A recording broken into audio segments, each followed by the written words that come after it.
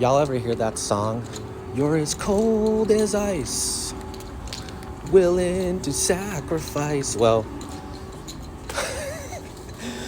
the Philadelphia 76ers were freezing as ice last night in that fourth quarter against those New York Knickerbockers. Really good game, but I would like to start off with a few things to go over with this. First being, damn, there's a massive dragonfly that just flew right by me. But first thing would be the 76ers shot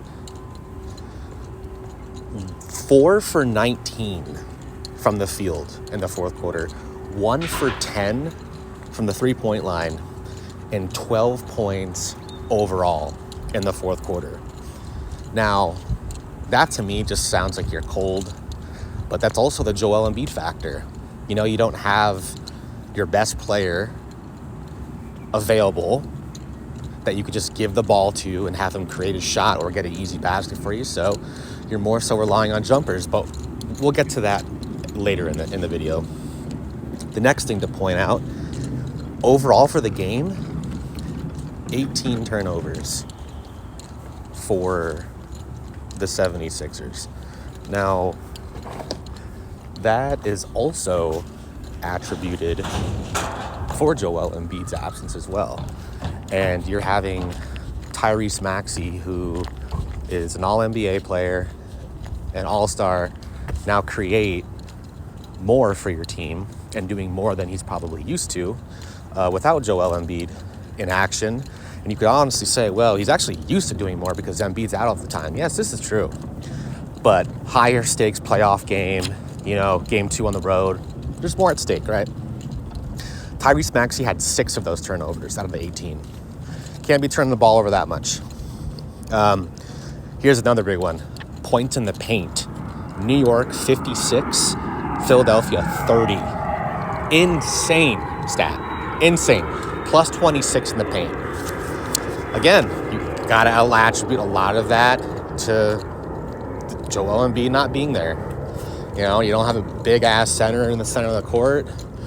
People say, oh, well, Andre Drummond could have been. Yeah, Andre Drummond's not playing much. Come on.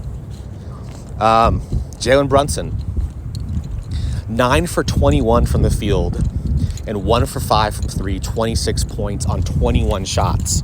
And you know who the primary defender on Jalen Brunson was? VJ Edgecombe.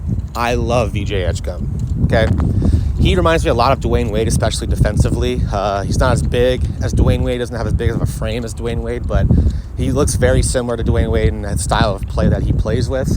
And for some reason, Nick Nurse took VJ Edgecombe out and put Dominique Barlow in the game. And he was then the primary defender on Jalen Brunson. And I guess Nick Nurse's thought process was he wanted to put more length on Jalen Brunson, but Jalen Brunson automatically hit a shot the first possession that Dominique Barlow guarded him. So didn't agree with that substitution at all. And then finally, Tyrese Maxey, 9 for 23 from the field, 1 for 6 from 3, 26 points. He's got to be better than that, especially with Joel Embiid out. I mean, I know we're asking a lot of Tyrese Maxey, but this is why he got a max contract. This is why he's an All-NBA player.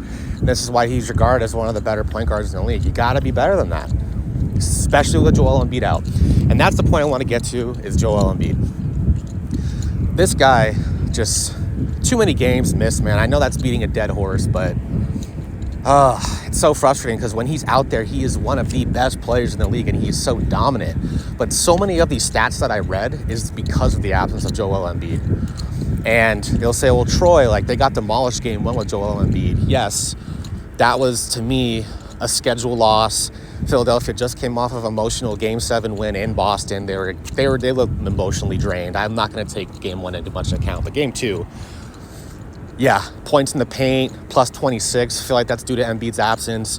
Your missed fourth quarter jump shots, going absolutely ice cold from the field. You don't have your big guy to get the ball to who can either create shots for you or make shots and get to the free throw line. And then you're putting also more pressure on Tyrese Maxey, hence him going a little inconsistent from the field. So overall, Joel Embiid's availability is probably going to be the biggest factor in the series.